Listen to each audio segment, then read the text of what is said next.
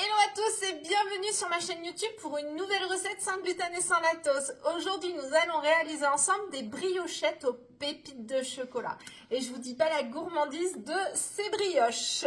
Regardez le moelleux incomparable, vraiment cette légèreté, ce bel alvéolage et ces pépites de chocolat ultra gourmandes. Donc avant de commencer cette recette, nous allons faire tout de suite un point sur les ingrédients dont vous aurez besoin pour la réaliser. Et je vous rappelle que vous pouvez trouver tous les ingrédients dans la description de la vidéo. Alors pour réaliser cette recette de briochettes ultra gourmandes au chocolat, nous aurons besoin de farine de riz gluant. Elle ne se remplace pas, c'est ça qui va donner tout le moelleux à la brioche. Ici j'ai de la farine de riz, j'ai pris de la farine de riz blanche, vous pouvez prendre de la semi-complète par exemple.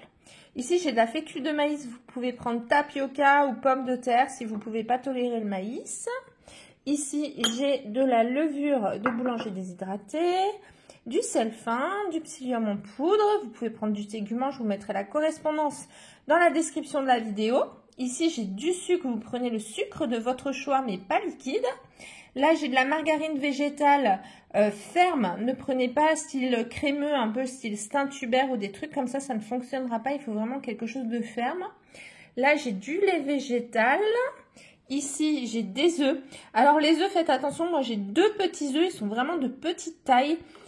Sinon, vous prenez un gros œuf. Si vous avez vraiment des œufs assez gros, vous prenez un seul. Sinon, votre pâte, elle va être trop liquide. Ensuite, ici, j'ai des pépites de chocolat. Et là, j'ai de la vanille. Vous pouvez aussi prendre de la fleur d'oranger si vous êtes adepte. C'est parti pour cette recette de briochettes aux pépites de chocolat qui, vous allez voir, est super facile à faire.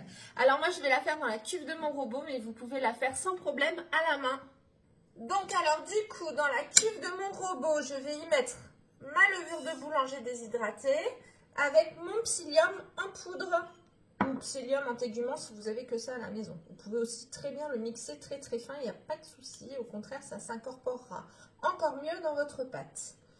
Alors voilà, et ensuite je vais y ajouter mon lait végétal là. Voilà. Je mélange un petit peu avec mon crochet, le crochet que j'ai utilisé tout à l'heure pour pétrir ma pâte.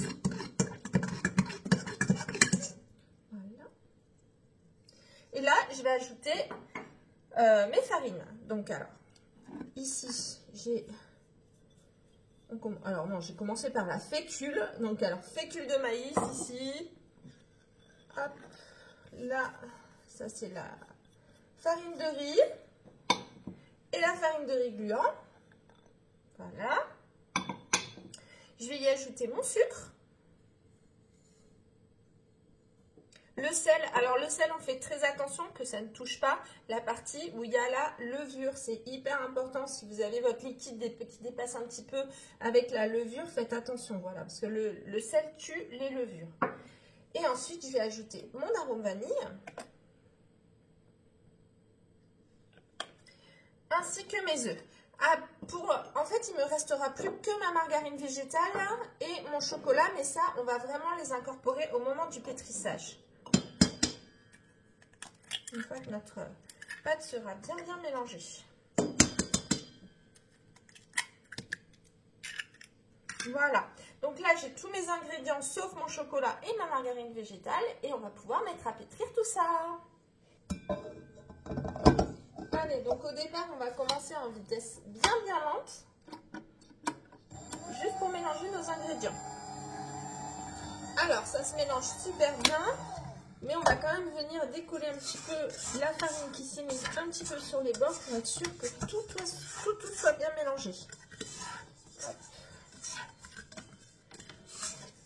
Voilà.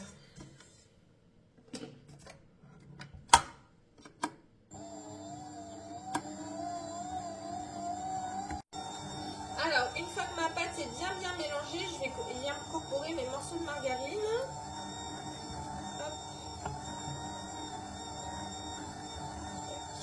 Et là, on va mettre en vitesse un petit peu plus rapide. Jusqu'à ce que la margarine soit bien mélangée. Donc alors là, ma pâte, elle est bien mélangée. On voit plus de margarine végétale dedans. Donc là, on va pouvoir incorporer nos pépites de chocolat. Donc là, je mets tout. Voilà, et je vais laisser tourner un petit peu en première vitesse, mais vraiment juste pour mélanger en fait, pour mélanger un petit peu mes pépites à la pâte. Hein, sans, voilà. C'est pas pour repétrir encore. Allez, hop, ça suffit, c'est mélangé. Là, je vais pouvoir découler un petit peu la pâte de mon crochet. Alors, notre pâte est pétrie. Alors, elle est collante. Ne vous inquiétez pas, c'est tout à fait normal. Donc là, ce qu'on va faire, c'est qu'on va la laisser reposer un petit peu de côté sur le plan de travail. On va la laisser reposer environ 15 minutes et on se retrouve juste après. Ma pâte a reposé pendant environ 15-20 minutes. Voilà, donc alors, je vais fariner un petit peu mon papier cuisson. Je vais y déposer ma pâte. Voilà, elle s'est raffermie un petit peu, donc ça c'est cool, parce qu'elle était bien collante. Donc là, on va venir la fariner un petit peu. Et là, je vais la diviser. Alors, je me prends ma balance. Alors, j'ai 580 grammes de pâte à peu près. Donc, ça va faire environ 6 pâtons de 95 grammes. Voilà, autour de 6 pâtons de 95 grammes. Tac.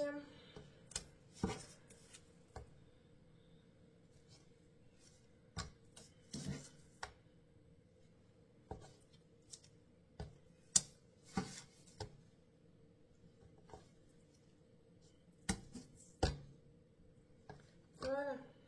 Je vais rajouter un petit peu à lui. Hop, voilà. Alors, mes 6 bâtons sont prêts. Là, il va falloir qu'on les boule. Alors, moi, je me suis prévu de les mettre dans des moules. Après, vous n'êtes pas obligé, vous pouvez les mettre aussi sur une plaque. Donc, moi, je me suis prévu des petits moules pour les mettre dedans. J'aime bien quand c'est bien régulier. Donc là, il vous suffit juste de vous fariner un petit peu les mains. Parce que ça colle un petit peu encore, hein, c'est normal. Hein. Donc, et là, on va venir les bouler. Voilà, regardez. On a une pâte bien lisse et là je vais venir le déposer dans mon petit moule comme ceci et puis on fait ça pour les 6. Mes briochettes sont moulées, donc je les ai mis voilà, dans le petit moule. Là, on n'a plus qu'à les mettre à pousser. Donc, alors moi, je vais les mettre dans un sachet plastique et je vais les mettre dans une pièce chaude. Et du coup, je ne peux pas vous dire le temps que ça va prendre pour pousser parce que ça dépend de la température du lait que vous avez mis dedans, du lait végétal, de la température de votre pièce, de combien de temps vous avez fait pétrir puisque ça chauffe la pâte. Ça peut être en fonction de la pièce dans laquelle vous allez mettre à pousser. Donc, il y a plein de paramètres. La qualité de la levure aussi, la qualité de la levure déshydratée, ça y change absolument tout. Parce que c'est souvent que vous venez vers moi pour me dire, je comprends pas, avec ma levure, je n'arrive jamais à avoir le même résultat que toi. Donc voilà, la qualité de la levure, il fait vraiment beaucoup. Donc, dès que ça aura bien poussé, on se retrouve pour préchauffer notre four. Alors, mes briochettes sont en train de pousser depuis environ 45 minutes. Regardez, elles ont déjà bien levé. Donc là, je vais préchauffer mon four à 200 degrés. On va les remettre à pousser pendant que le four préchauffe. Alors, mon four est chaud à 200 degrés. Mes petites brioches ont continué à pousser. Alors moi, je vais les dorer. Mais alors ça, c'est vraiment pas une étape obligatoire. Vous pouvez faire ce que vous voulez. Moi, j'ai battu un œuf. Je vais les dorer légèrement sur le dessus pour que ça fasse une jolie caramélisation. Mais après, vous n'êtes pas obligé. Vous pouvez même utiliser un petit peu de lait végétal pour humidifier un petit peu le dessus. Ça n'en sera qu'encore mieux parce que ça va encore mieux développer au four. Voilà, mais c'est vraiment pas une étape obligatoire. Donc là, on va mettre un petit peu de jaune d'œuf dessus pour les dorer. Donc, je vais juste mettre, hop, un petit peu d'œuf battu comme ça dessus pour donner une jolie caramélisation.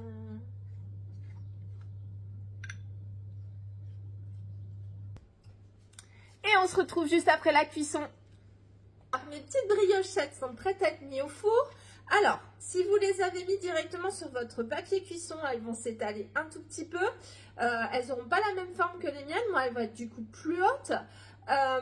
il faudra compter un petit peu moins en temps. Moi, je vais les mettre autour de 25 minutes à peu près à 200 degrés.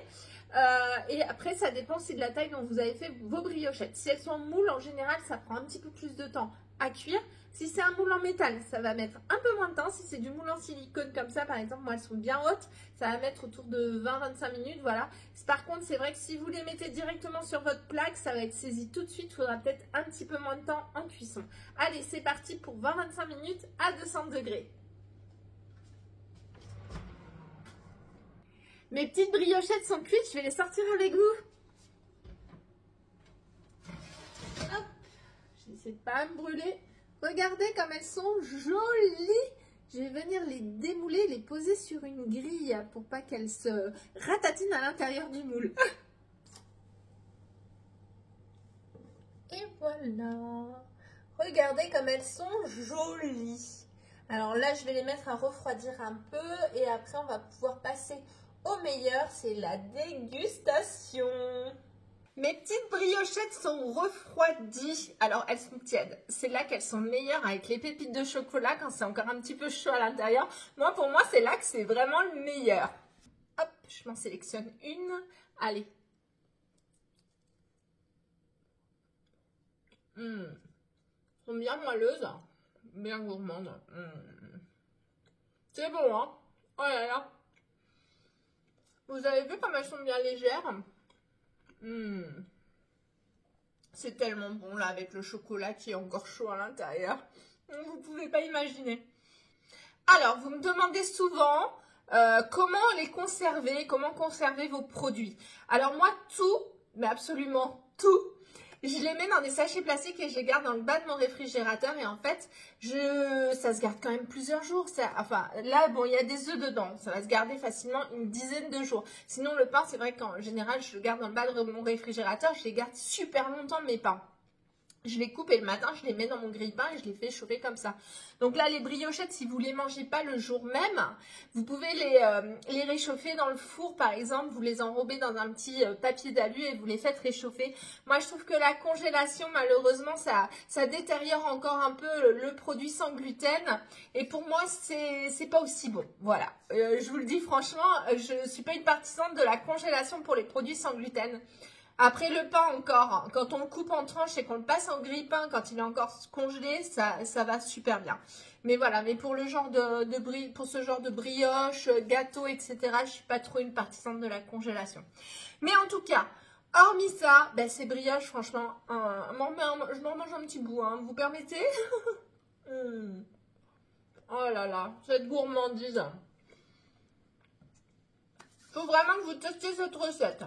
Donc cette recette est maintenant terminée, j'espère qu'elle vous a plu. N'oubliez pas de vous abonner à ma page, aussi de déclencher la petite cloche pour recevoir une notification lors des sorties de mes vidéos. Comme ça, vous pourrez les voir directement dès qu'elles sortent. Je vous rappelle que je suis sur les réseaux sociaux sous le nom d'Audrey Foodies, sur Facebook, Instagram et TikTok. Donc n'hésitez pas à me rejoindre. En plus, si vous voulez m'envoyer un petit message, comme ça, moi je peux vous répondre en vocal. C'est beaucoup mieux que sur YouTube. YouTube, on est obligé de tout écrire, etc. Parfois, c'est vrai que je préfère faire des vocaux pour répondre aux questions. Donc c'est beaucoup plus simple pour moi et je peux vous dire beaucoup plus de choses parce que je suis très bavarde. Donc j'espère que vous allez tester cette recette, vous allez voir, elle est super bonne. Et en attendant, je vous dis à bientôt pour une autre recette. Bisous!